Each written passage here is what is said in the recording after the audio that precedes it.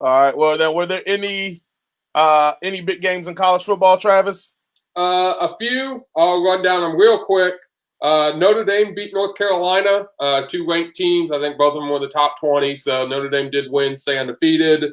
Iowa State over Texas. That was a really good game, actually. Iowa State looks like they're going to be in the Big 12 championship. And then Michigan State beat an undefeated Northwestern to derail their undefeated streak. Probably the biggest story of the weekend, though, was coach's alma mater, Vanderbilt, had, for the first time ever, I believe, a female player in a Power 5 conference play in a game. Her name was Sarah Fuller. Yeah, it still is. It still is Sarah Fuller. I don't know what you got my name was, Sarah Fuller. What the hell does that mean? Sorry. Yes, her name is Sarah Fuller, and she did the second half kickoff for the Vanderbilt Commodores. So congratulations to her. Look, man. Look, I'm as happy as anybody else that the gender barrier has been broken. She's the female Jackie Robinson, white Jackie Robinson, whatever. I mean, I'm glad about all that.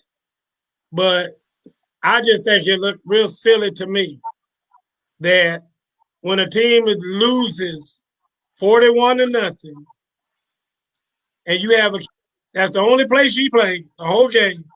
I just think it should have been done another way. I mean, Jay, no disrespect whatsoever, but Kennedy or Carter, either one, could have got out there and did what that lady did on that football field the other day. Right.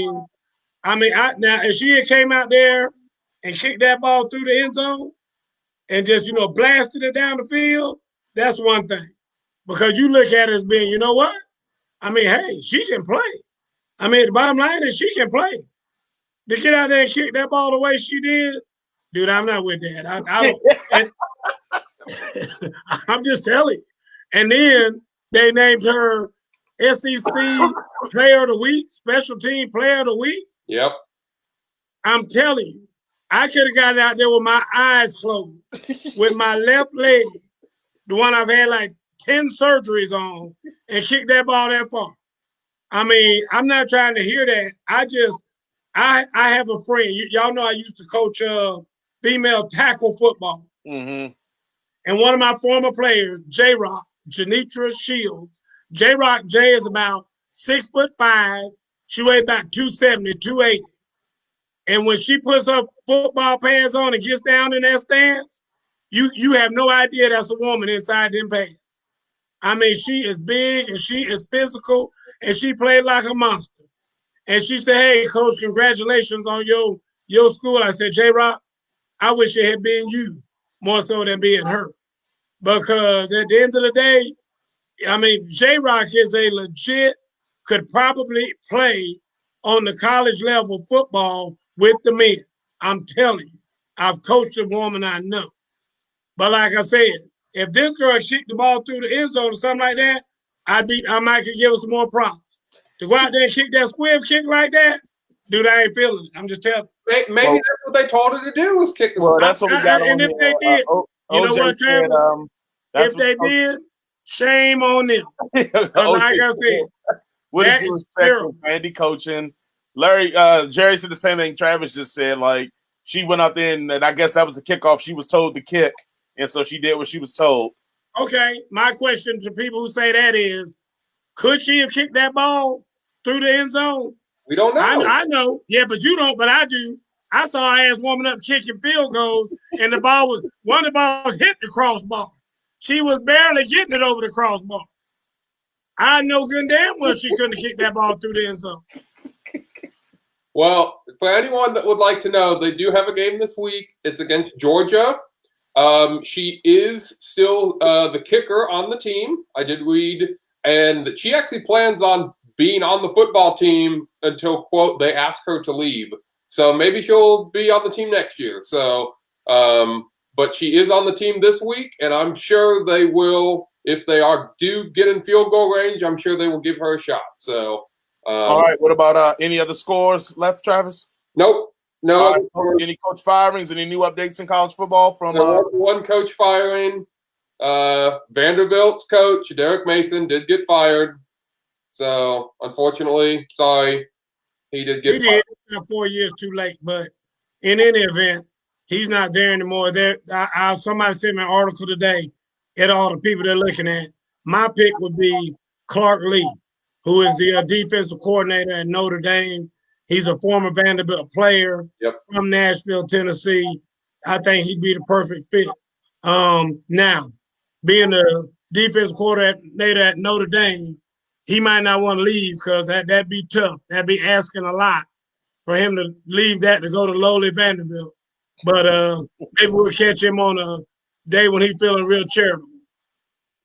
All right. Did we see on that list? Did you see Coach Mitchell on that list, Coach? No, you didn't see Coach Mitchell on that list. But I tell you what, you better hope they don't get Coach Mitchell on that list, because I'll be tearing that thing up. I'm gonna tell you right now. Still doing this show every week. I ain't going nowhere straight from the hip, fans. I'll be right here every week. But hey, you want to talk about culture shock? I'm gonna tell you right now, be worse than what's going on down there in Florida. All right, well, let's play a quick game then. Let's suppose me and Travis are the AD and the school president, and you're brought in to interview for the Vanderbilt job. Come on. What is your opening statement to us to hire you for the Vanderbilt job? Don't hire me unless you're serious about this, because that bullshit y'all did the other day with that girl out there shooting that ball. There will be no more of that kind of shit. I tell you that right now. So if I'm coming in here,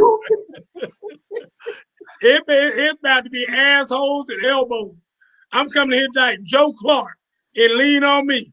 I mean, that's what you can expect from me when I get this job.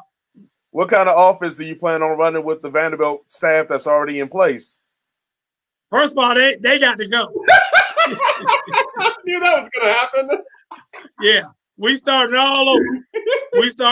So I want to hear about anybody's whatever. We'll have a brand new offense, brand new defense, and all them jokes got to go. What's your big recruiting tool that you're going to use? What's your big motivational? How are you going to get the recruits to come to Vanderbilt? Me. That's how I'm beginning to get there, because I'm going into the homes of everybody I want. The only way they can get here is for me to offer them personally in front of their mom and dad. That's it. That's all I need. Give me 10 minutes with their mom and daddy. That's all I need. And they got to watch the show. Well, that too. Well, all right. Well, Travis, you got anything left? What's on slate for next week for college football? Yeah, I got two top 25 games real quick.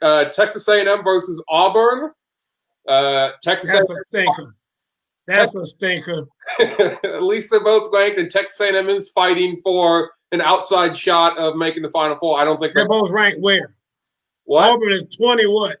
22. Exactly. That ain't right. Well, I don't make the rankings, Coach. I'm just informing you. I know. But when you're number 22, you just like everybody else out there. Okay. And anything less than 5 is just a waste of time. Well, Texas A&M is in the top 5. And then Indiana and Wisconsin play this week as well. Now, Indiana just lost their starting quarterback for the year, so it may be pretty difficult for them. I think Wisconsin may take that one. So they're going to take it anyway. Okay. Right, well, I guess the question that we ask every single week, it's time to do it. Any changes to anybody's top 5 in college football? Let's start with you, Travis. I don't remember what my top 5 was last week, so I'll just run through mine. I don't think there's any changes. Right now, I would have Bama 1, Notre Dame 2, Ohio State 3, and Clemson 4, with Florida sitting just outside at 5. That would be my top, 5, basically. Hell no. What you got, Coach?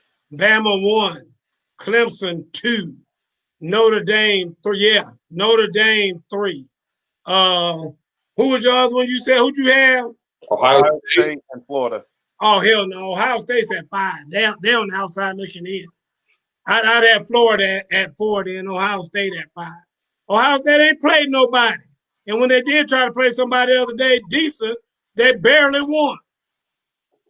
Actually, I did see watched a video today that was real interesting about Ohio State. They may or may not have play 6 games this year. If they don't get 6, they can't play. And they can't play in the Big Ten championship. They That's right. Play every game for the rest of their season, and one of those games is Michigan. And one of the commentators said, watch Michigan just come out and be like, oh, we got COVID, we can't play. And that would actually keep Ohio State out of the Big Ten championship. Oh, that would be nasty right there.